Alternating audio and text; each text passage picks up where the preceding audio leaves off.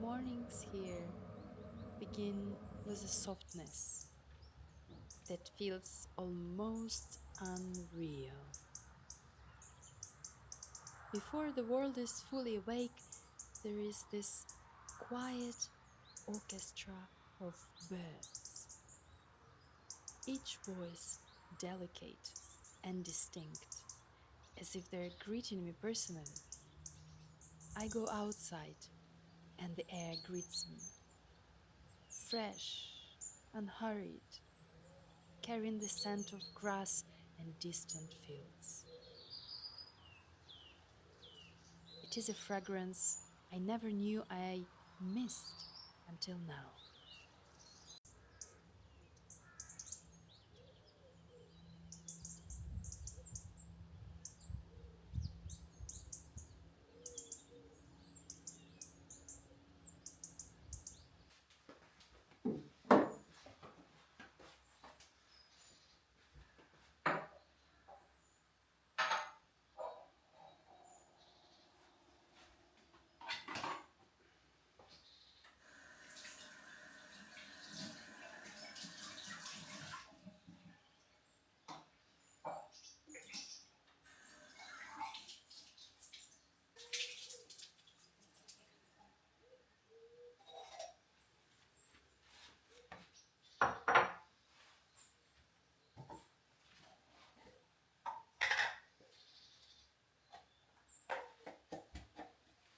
I prepare my tea slowly, almost ceremoniously, as if time itself has stretched to make room for this moment.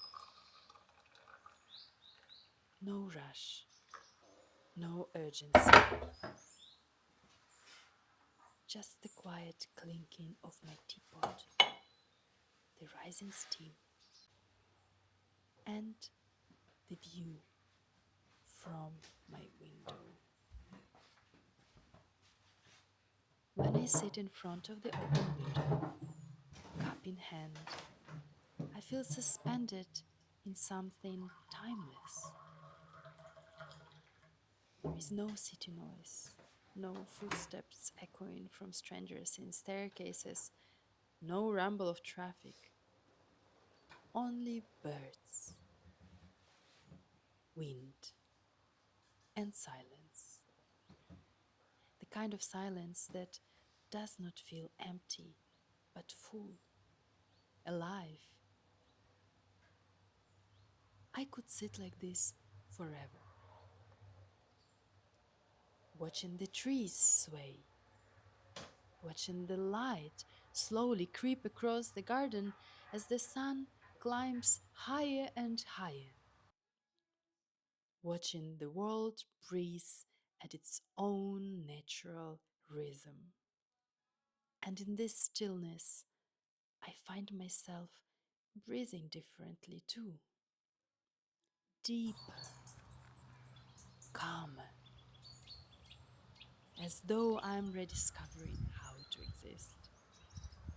These mornings are not just peaceful, they feel like an arrival, as if after years of running and searching, I have finally come home. Hi there, this is me again now in my home. As you can see, it's still a little bit messy. There is like a bin bag somewhere, and my things are a little bit all around the place. Uh, so, the bad news is that my things from Berlin still have not arrived. And the good news is that because they haven't arrived, the mess is minimum.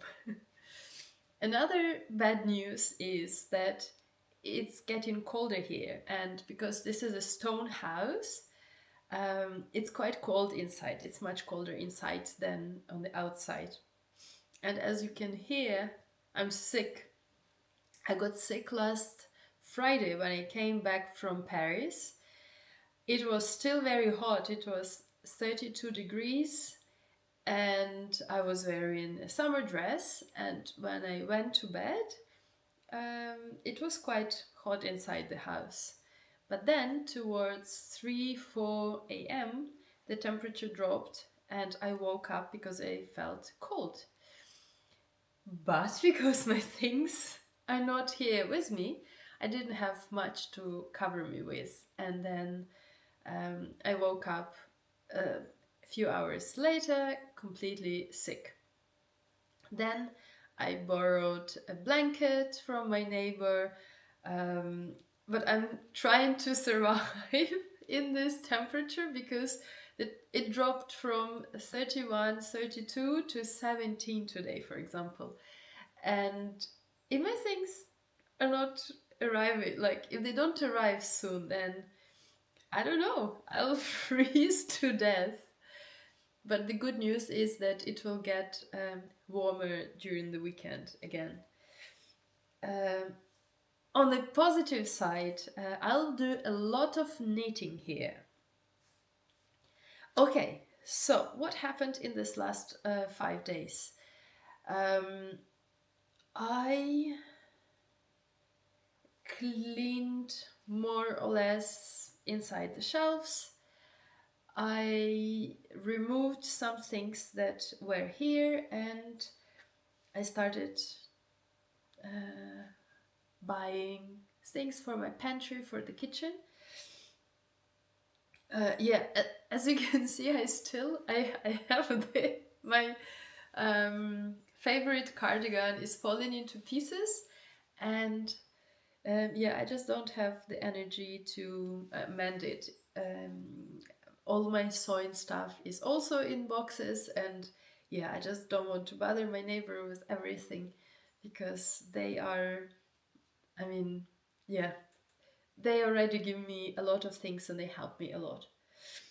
But let me explain to you the situation with the house here and why, yeah, I always borrow things from my neighbors.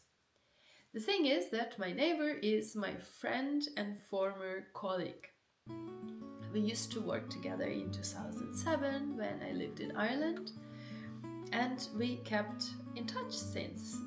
We were close friends when I was in Dublin, and we kept in touch. And so these are two houses in this particular neighborhood, and I will show you before or after, so you will see how it looks like. So this very house where I'm currently in was built in 1860 by the great grandmother of my friend. Then his grandmother lived here, and after the war they decided to so she was born here, and after the war, when she got married, she decided to build a new house, but just because the infrastructure for the pipes like water and everything else was ready here, and this house is literally in the middle of the fields, so instead of building a brand new house somewhere far, far away, they decided to build the house in front. And so the other house I can see from my window. Unfortunately, this lady, the grandmother, my friend's grandmother, died in the beginning of this year. And when I was looking for places to rent, my friend offered me to stay in this house because I then would bring life to this place, but also having neighbors, like it's nice, and especially people who are similar to you. So that's where I live, in this super old house. It has been partially renovated. I will show you later my bedroom. And the living room, in a couple of weeks, they will repaint it and make it look a little like, give a little freshness to this place. So I'm really lucky to be here. And my neighbors, so there are three men, and I call them three musketeers. my friend, his partner, and his uncle, who is disabled, and that's why my friend lives with his uncle. And so we are now like creating here like this small community. Like of course, since I arrived here, the doors are opened. They open their house to me, and obviously this house is open to them. We go to each other every day. I borrow a lot of things from them because, yeah, my things are still somewhere, still in Berlin probably. And it's nice. It's a nice feeling. It's a little bit like university, but both our houses have separate lives, but we cross from time to time, and it's quite nice to have somebody around. I cannot drive at the moment, and so I'm completely relying on my friend who drives me to the city. I'm still waiting from my bike, so yeah, it's a very strange situation. But the setting is lovely, and the people who welcomed me here are super, super lovely.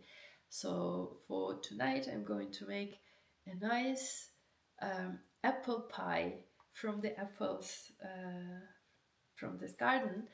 And yeah, I want to bring them as a thank you. It's a first step to say thank you to them. What else?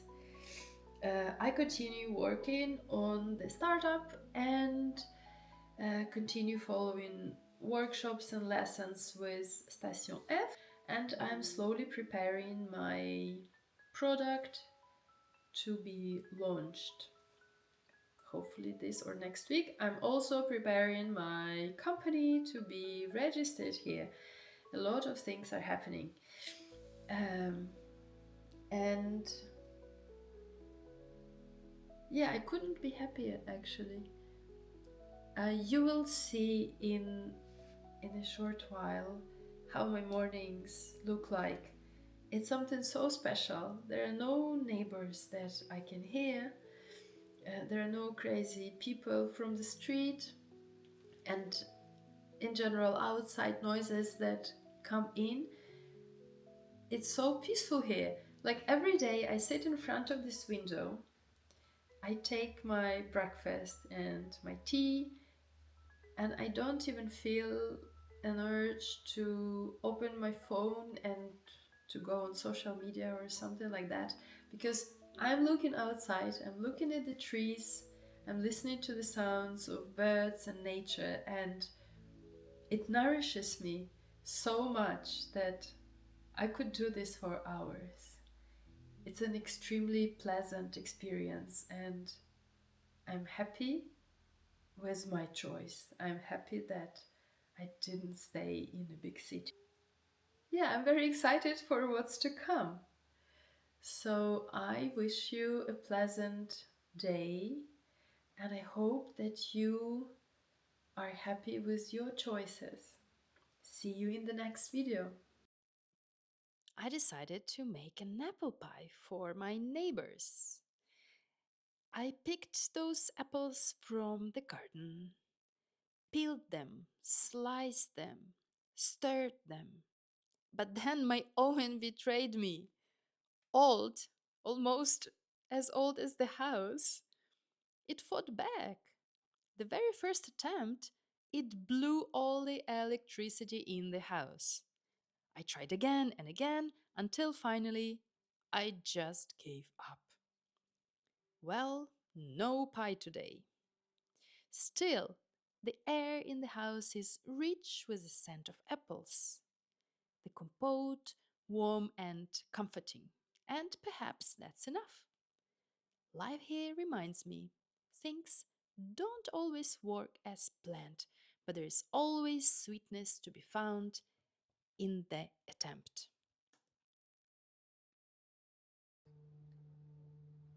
This beautiful garden stretches quietly around the house. Here's my house.